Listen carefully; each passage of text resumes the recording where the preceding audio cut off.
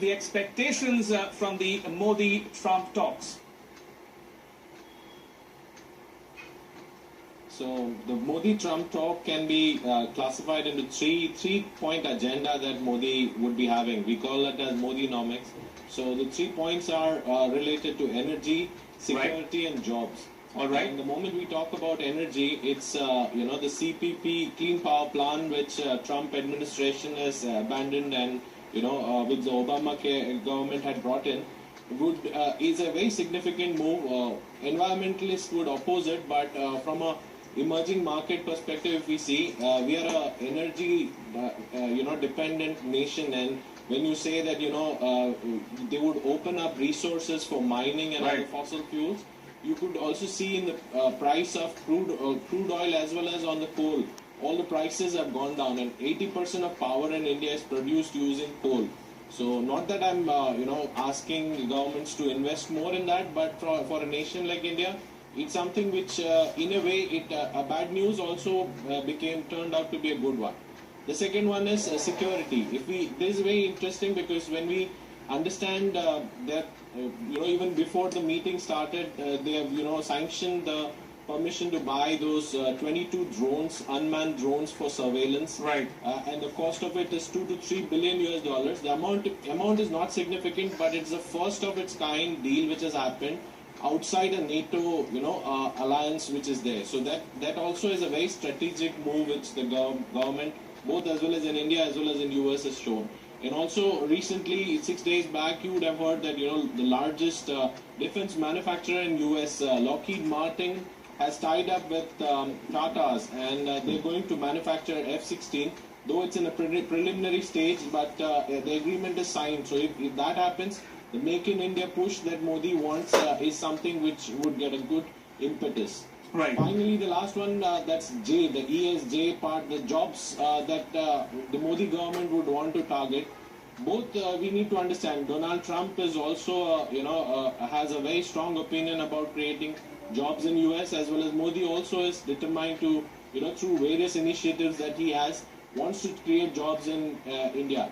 And the focus of discussion should be on the Senator Chuck Grassley had passed an act called Grassley's Bill, which was on H-1B visas that were issued and the stringent norms that that they have brought in. I think that's something which they would definitely discuss, because that's something of paramount importance for both the nations. And I believe these are three things which the conversation should go about: energy, security, and jobs. All right, so Suyash, so you're calling it ESJ, energy, security, and jobs. Let's tackle it one at a time. Talking about energy, Suyash, for all practical purposes, President Donald Trump has indicated his preference for a hydrocarbon economy as against the renewables, given his stated position on climate change. Now, is there an opportunity for India there? Definitely.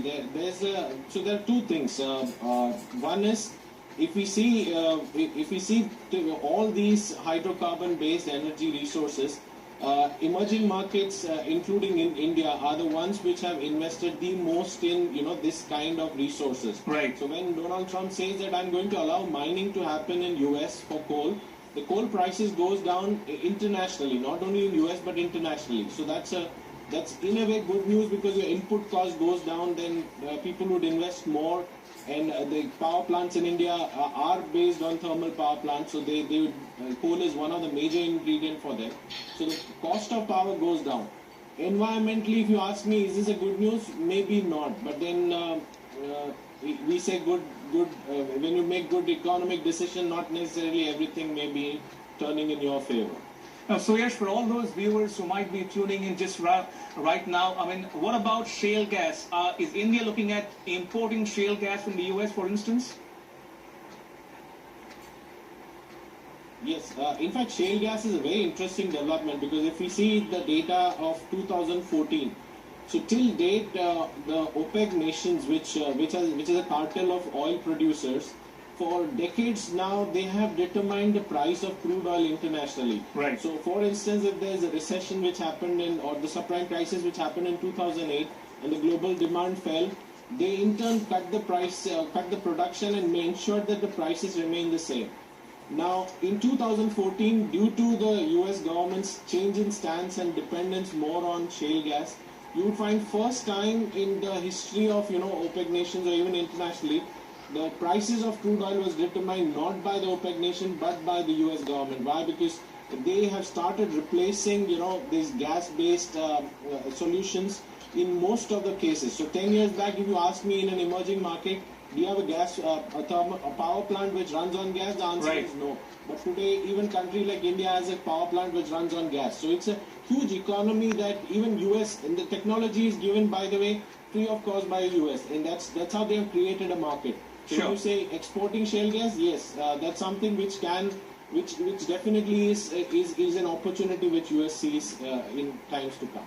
Sure. So yeah, hold your thought. We'll come back to the other two issues you raised, security and jobs.